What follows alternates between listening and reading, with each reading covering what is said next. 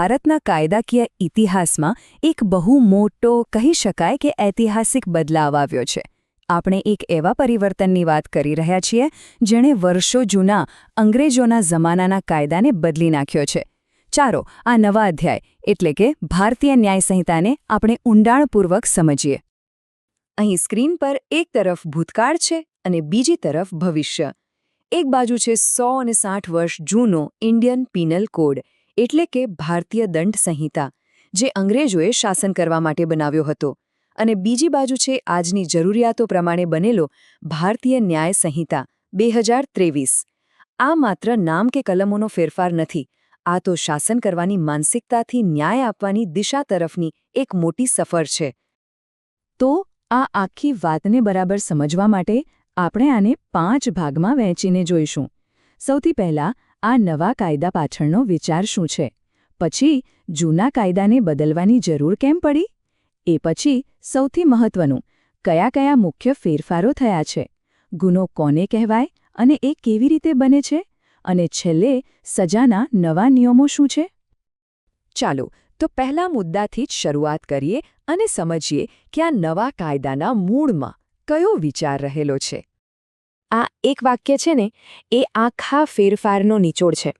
જૂનો કાયદો જે અંગ્રેજોએ બનાવ્યો હતો, એનો મુખ્ય હેતુ પ્રજા પર નિયંત્રણ રાખવાનો અને સજા કરવાનો હતો, જ્યારે ભારતીય ન્યાય સંહિતા એનો મુખ્ય ઉદ્દેશ્ય ભારતના નાગરિકો માટે ન્યાય સુનિશ્ચિત કરવાનો છે. એટલે કે ફોકસ હવે સજા પર નહીં પણ ન્યાય પર છે. આ એક બહુ મોટો વૈચારિક બદલાવ છે. હવે મનમાં સવાલ થાય કે ભાઈ, આટલો જૂનો કાયદો હતો તો એને બદલવાની એવી તો શું જરૂર પડી? ચાલો એના સત્તાવાર કારણો શું છે એના પર એક નજર કરીએ. તો આ ફેરફાર પાછળ મુખ્યત્વે 4 કારણો આપવામાં આવ્યા છે. પહેલું, કાયદાને ગુલામીની માનસિકતામાંથી બહાર કાઢવો. બીજું, સમયની સાથે કાયદાને આધુનિક બનાવવો. ત્રીજું, પીડિતોના હકોને વધુ પ્રાધાન્ય આપવું, ખાસ કરીને મહિલાઓ અને બાળકોને. અને ચોથું, કાયદાને વધુ સ્પષ્ટ અને સરળ બનાવવો. ચાલો હવે આપણે એવા ફેરફારો જોઈએ જેની સીધી અસર સામાન્ય જીવન પર પડી શકે છે. કયા નવા ગુના ઉમેરાયા અને સજામાં શું બદલાયું? અહીં જુઓ કેટલાક મોટા ફેરફારો છે. પહેલીવાર સંગઠિત અપરાધ, આતંકવાદ અને મોબ લિન્ચિંગ જેવા ગુનાઓને સ્પષ્ટ રીતે વ્યાખ્યાયિત કરાયા છે. વિવાદાસ્પદ રાજદ્રોહનો કાયદો હટાવી દેવામાં આવ્યો છે. નાના ગુનાઓ માટે હવે જેલને બદલે સામુદાયિક સેવાની સજાની જોગવાઈ છે, અને લિંગ સમાનતાની દિશામાં ટ્રાન્સજેન્ડર શબ્દનો સ્પષ્ટ ઉલ્લેખ છે, અને સગીરની જગ્યાએ બાળક શબ્દનો ઉપયોગ કરવામાં આવ્યો છે. આ એકદમ નવી અને રસપ્રદ વાત છે. સામુદાયિક સેવા એટલે કે હવે નાના મોટા ગુના માટે સીધા જેલમાં નહીં પણ કોર્ટ સમાજ સેવા કરવાનો આદેશ આપી શકે છે. માની લો કે કોઈએ જાહેર દિવાલ પર ગંદકી કરી હોય તો તેને એ જ વિસ્તારમાં સફાઈ કામ કરવાની સજા મળી શકે છે. આ ભારતના ફૌજદારી કાયદામાં પહેલીવાર થઈ રહ્યું છે, જ્યાં સજાનો હેતુ બદલો લેવાનો નહીં પણ સુધારાનો છે. સારું, આપણે નવા ગુના અને સજાની વાત તો કરી, પણ કોઈ પણ કૃત્ય ગુનો બને કેવી રીતે? એના મૂળભૂત સિદ્ધાંતો શું છે? ચાલો એ સમજીએ. કાયદાની દુનિયામાં એક બહુ જૂની અને જાણીતી લેટિન કહેવત છે, એક્ટિસ નોન ફેસિટ રેયમ નિસી મેન્સ સિટ રેયા. હવે આ સાંભળવામાં થોડું અઘરું લાગશે, પણ એનો મતલબ બહુ સીધો સાદો છે. એનો અર્થ એ છે કે કોઈ પણ ગુનો બનવા માટે ફક્ત ખોટું કામ થવું પૂરતું નથી, એ કામ કરવા પાછળનો ઈરાદો પણ ખોટો હોવો જોઈએ. એટલે કે કોઈ પણ ગુનાના 2 મુખ્ય ભાગ હોય છે. એક એક્ટિસ રેયસ એટલે કે ખોટું કામ, અને બીજું મેન્સ રેયા એટલે કે ખોટો ઈરાદો. દાખલા તરીકે કોઈને છરી વાગવી એ ખોટું કામ છે, પણ જો એ છરી જાણી જોઈને નુકસાન પહોંચાડવાના ઈરાદાથી મારવામાં આવી હોય તો એ ખોટો ઈરાદો છે. ગુનો સાબિત કરવા માટે આ બંને તત્વોનું હોવું લગભગ હંમેશા જરૂરી છે.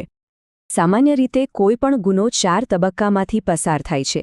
પહેલાં મનમાં ઈરાદો જન્મે, પછી એની તૈયારી થાય, પછી એ કરવાનો પ્રયાસ થાય અને છેલ્લે એ ગુનો પૂરો થાય. કાયદો મોટાભાગે છેલ્લા 2 તબક્કાઓ એટલે કે પ્રયાસ અને ગુનો પૂરો થવા પર જ સજા કરે છે.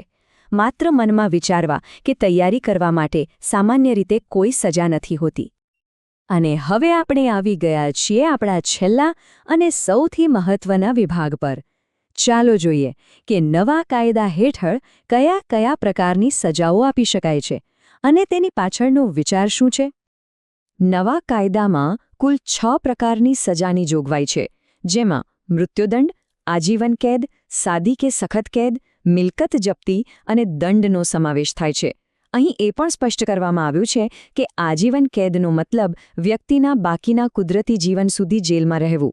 અને હા, આપણે જેની વાત કરી એ નવો વિકલ્પ સામુદાયિક સેવા પણ આમાં સામેલ છે. હવે મૃત્યુદંડની સજા. આ એક એવો મુદ્દો છે જેના પર હંમેશા બે મત રહ્યા છે. એક તરફ લોકો માને છે કે આનાથી ગંભીર ગુનાઓ અટકે છે અને પીડિતોને સાચો ન્યાય મળે છે, તો બીજી તરફ લોકો દલીલ કરે છે કે આ સજા અમાનવીય છે અને જો ક્યારેય કોઈ ભૂલ થઈ જાય તો તેને સુધારી શકાતી નથી. ભારતીય ન્યાય સંહિતામાં આ સજાને યથાવત રાખવામાં આવી છે, પરંતુ તેનો ઉપયોગ માટે ખૂબ જ કડક નિયમો છે.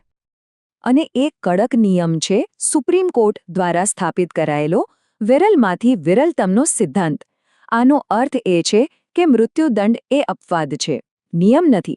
એ ફક્ત એવા જ ઘૃણાસ્પદ કેસોમાં આપી શકાય જ્યાં આજીવન કેદની સજા પણ ઓછી પડતી હોય અને બીજો કોઈ વિકલ્પ જ બચ્યો ન હોય. તો આ આખી ચર્ચાનો સાર શું છે? આપણે જોયું કે કેવી રીતે ભારતીય ન્યાય સંહિતા ગુલામીના પ્રતીક જેવા કાયદાને બદલીને ન્યાય પર ધ્યાન કેન્દ્રિત કરવાનો પ્રયાસ કરે છે. મોબ લિન્ચિંગ જેવા નવા ગુનાહોને કાયદાના દાયરામાં લાવે છે અને સામુદાયિક સેવા જેવી સુધારાત્મક સજાની શરૂઆત કરે છે. કાગળ પર તો આ બધા ફેરફારો ક્રાંતિકારી લાગે છે, પણ અંતિમ સવાલ એ જ છે કે શું આ નવો કાયદો ખરેખર ભારતમાં ન્યાયની ગાથાને નવેસરથી લખી શકશે? આનો જવાબ તો હવે આવનારો સમય જ આપશે.